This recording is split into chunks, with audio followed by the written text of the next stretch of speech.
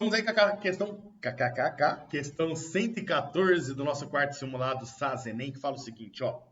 Um equipamento industrial utilizado para diluir componentes químicos possui dois motores, 1 e 2, que são acionados em conjunto.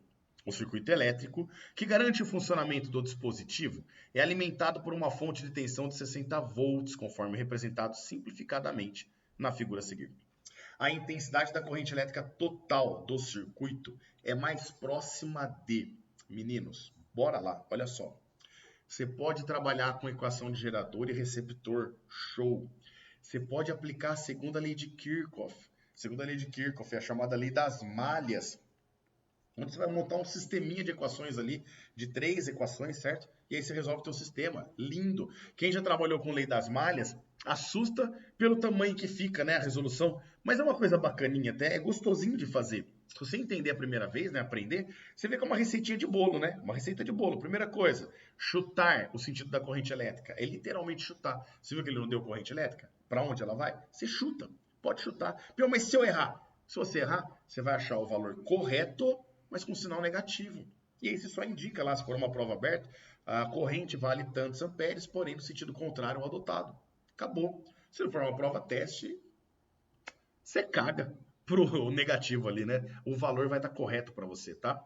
Depois que você estudou o sentido da corrente, você vai ter que dar sinais a todos os elementos. Lembrar que gerador e ou receptor, a placa maior indica o maior potencial e a placa menor indica o menor potencial. Já em resistor, você precisa do sentido da corrente para você saber que ela entra no mais no resistor e sai no menos. Peão, por que ela entra no mais e sai no menos? Porque ela chega no resistor com mais energia, e aí como o resistor consome energia, quando ela sai com menos energia. Então ela sempre vai entrar dessa forma no resistor. Depois que você deu sinais do elemento, você teria que escolher as malhas, né? As malhas são polígonos para nós, tá? Polígonos. Então perceba que você tem aqui esse polígono que é um retângulo da esquerda, esse polígono que é um retângulo da direita e tem um terceiro polígono que é o polígono maior, o externo para nós aqui, tudo bem? E aí você escolhe, de preferência, as duas internas, tá? Não precisa trabalhar com a externa, não. Porque aí você trabalha, chama uma de alfa, outra de beta. Viu? Precisa chamar de alfa e beta? Não, aqui a gente costuma chamar pelo alfabeto grego, né? Mas alfa e beta. E aí você indica ela e indica um sentido de giro, né? O sentido de giro onde você vai caminhar somando DDP. Depois você vai ter que marcar o seu PQP. É o PQP mesmo, tá? É o ponto que partiu, certo? Toma cuidado aí, não confunda as coisas. No PQP, é o ponto onde você vai partir dele como referência, vai sair somando DDP e chegar nesse ponto. Isso é a lei de Kirchhoff para nós. Você aplica a segunda lei e ela fala que a somatória das DDPs de um ponto A até um ponto B dá exatamente a diferença de potencial entre A e B. Fechou? Ah, peão, resolve ela por Kirchhoff? Resolvo. Deixa no comentário aí, tá? Põe no comentário, peão, resolve pelas leis de Kirchhoff, pela segunda lei, que eu quero ver como é que funciona essa bagaça, eu faço sim. Mas, meninos, ela dá trabalho, tá? Trabalho matemático apenas, né? Ela leva um tempo. Se você errar um sinal, ou se você errar um número, ou multiplicar, em vez de multiplicar, você somar, qualquer errinho é fatal aqui, tá? Você vai errar a tua questão. E aí você vai perder um tempão. Então, por isso que se aparece uma segunda lei de Kirchhoff para vocês, você olhou e falou, eita, é lei das malhas? Marca lá no texto, lei das malhas, segunda lei de Kirchhoff. Não precisa escrever o nome Kirchhoff, né, que é estranho, mas põe lá, segunda lei de K, só. Kirchhoff escreve com K, tá? E aí você deixa para o final, caso dê tempo, tá? Porque é uma questão demorada. A não ser que tem algumas artimanhas, tá? Toda vez que você precisa trabalhar com lei das malhas, normalmente ela tem um passo rápido ali para você. Quer saber mais?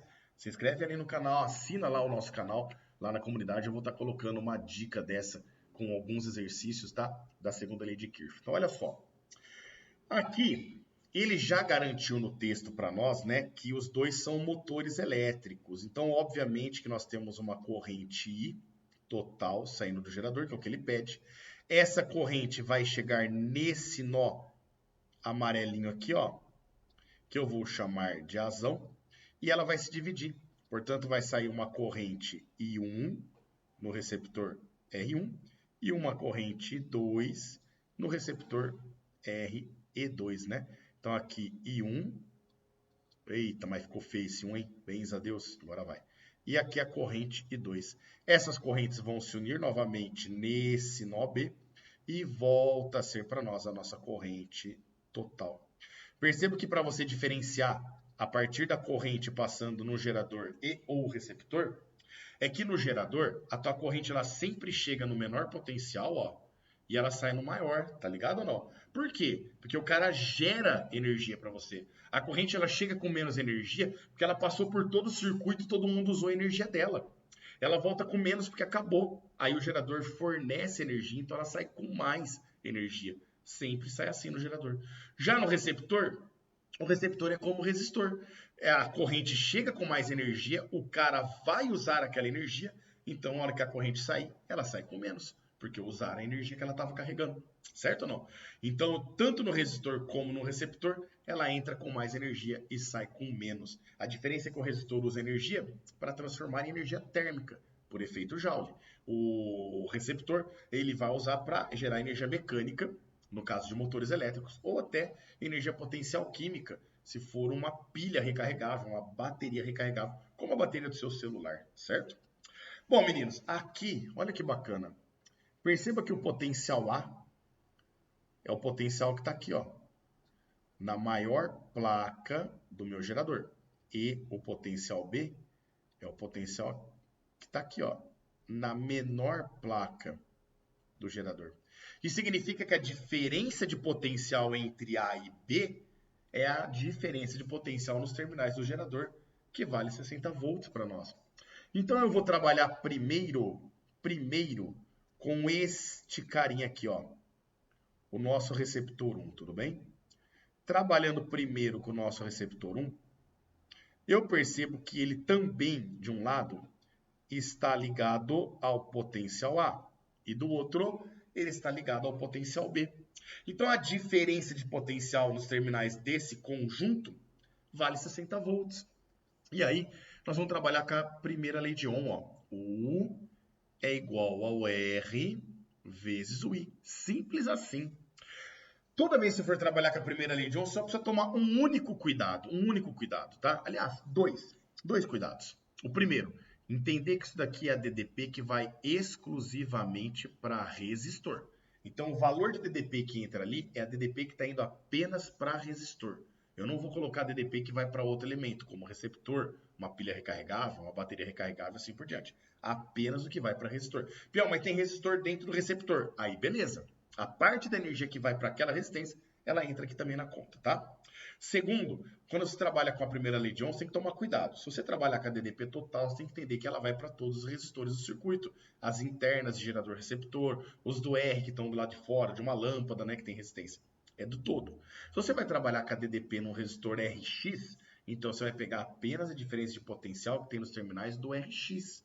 Você não pode pegar a DDP total indo para um resistor apenas, porque ela não vai ser total nele, ela vai ter que se dividir no teu circuito quando você tem um circuito em série, tá? No nosso caso aqui, nesse ramo, eu tenho a parte da DDP que vai para o resistor e a outra parte que vai para o receptor. Então eu tenho que pensar nisso, ó. Eu tenho ali fornecido 60 volts, certo ou não? Desses 60 volts, 20 o receptor está usando. Não para esquentar. Ele está usando para gerar um motor ali, um eixo. Então eu vou pegar a DDP, eu quero só o que vai para a resistência. 60 menos 20. O que sobrar é o que está indo para o resistor, que vale 12 ohms vezes a corrente 1. Aqui nós vamos ficar 60 menos 20 é 40, igual a 12 vezes 1. Se a gente dividir por 4, 12 por 4 é 3, e 40 por 4 é 10.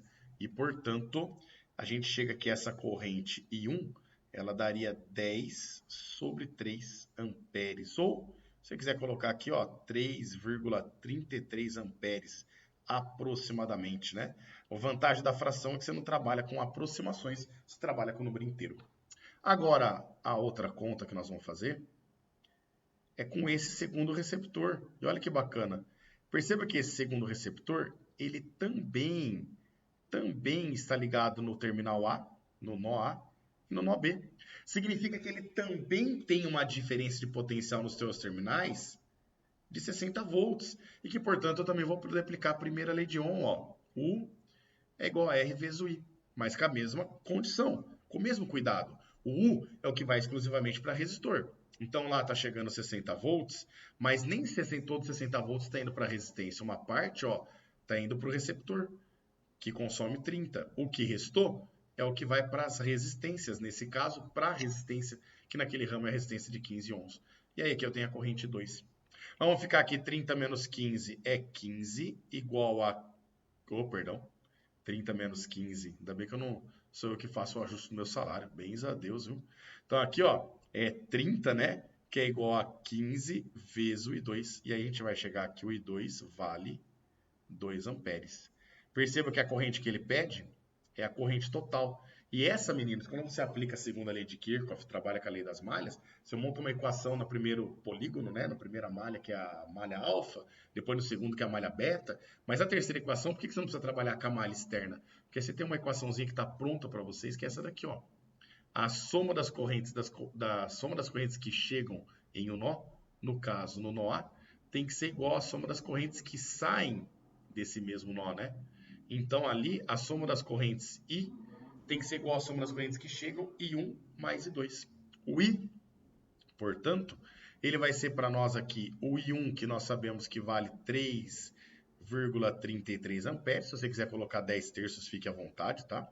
Mais o I2, que vale 2 amperes. E, portanto, a gente vai chegar que essa corrente total, ela vale aproximadamente 5,3 amperes, mas perceba que é aproximadamente, porque eu também aproximei o I1 ali para nós. O que garante para nós aí como correta a nossa alternativa C de fiofó. Fechou, senhores? Vamos para a próxima questão então aí. Um grande abraço a todos.